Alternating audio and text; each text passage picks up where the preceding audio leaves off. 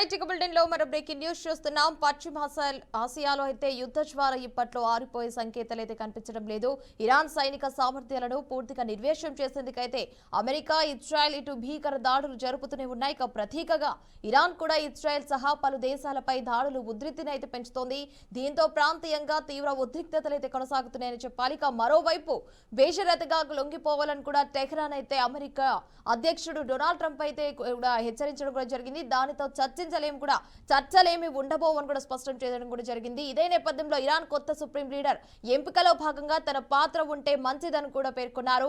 Iran రాజధాని Tehran లక్ష్యంగా చేసుకుని దాదాపు 50 యుద్ధ విమానాలతో అయితే ఇజ్రాయెల్ విరుచుకుపడిందంటూ కూడా సమాచారం. ఇక సుప్రీం లీడర్ నివాస ప్రాంగణంలో నిర్మించిన భూగర్భ బంకర్ ను కూడా ధ్వంసం చేసింది. ఇంకా సంక్షోభ సమయాల్లో సుప్రీం లీడర్ ను అత్యవసరంగా తరలించేందుకైతే ఏళ్ల తరబడి శ్రమించి ఈ బంకర్ ను అయితే నిర్మించాలని కూడా ఇజ్రాయెల్ సైన్యం అయితే వెల్లడించింది. సీనియర్ అధికారులు సమావేశమయ్యేందుకు ముందుగా అందులో ఉన్న గదులు కూడా ఉన్నాయని కూడా తెలియజేయడం జరిగింది.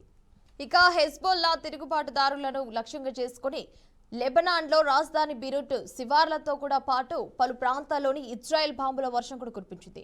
అంతకుముందే టెల్ అవీవ్ హెచ్చరికలు కూడా జారీ చేయడంతో 95,000 మందికి పైగా అంటే 95,000 మందికి పైగానైతే బీరూట్ శివారు కూడా ప్రాంతాలు ఇటు దక్షిణ లెబనాన్ కు విడిచి కూడా వలస వెళ్లాల్సి వచ్చింది. బీరూట్ ముఖ్యంగా ఇరాన్ రాయబార కార్యాలయం వరకు సమీపంలో ఉన్న ఇజ్రాయెల్ దాడి చేసినట్టు కూడా సమాచారం.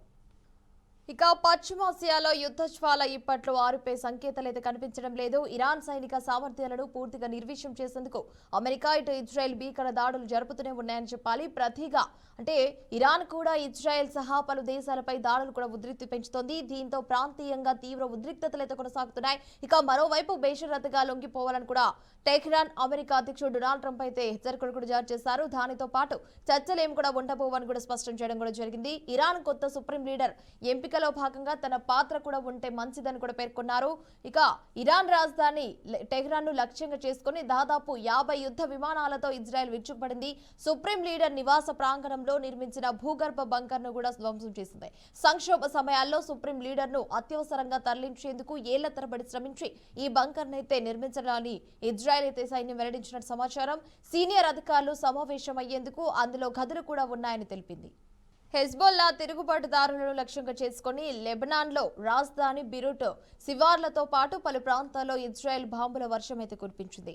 అంతకుముందే టెల్ అవీవ్ హెచ్చరికలు కూడా జారీ చేయడంతో 95,000 మందికి పైగా బీరూట్ శివారు ప్రాంతాలు ఇటు దక్షిణ లెబనాన్ ను విడిచి వలస వెళ్లారు. బీరూట్ ఇరాన్ రాయబార కార్యాలయం సమీపంలోనూ ఇజ్రాయెల్ దాడి చేసినట్లయితే సమాచారం.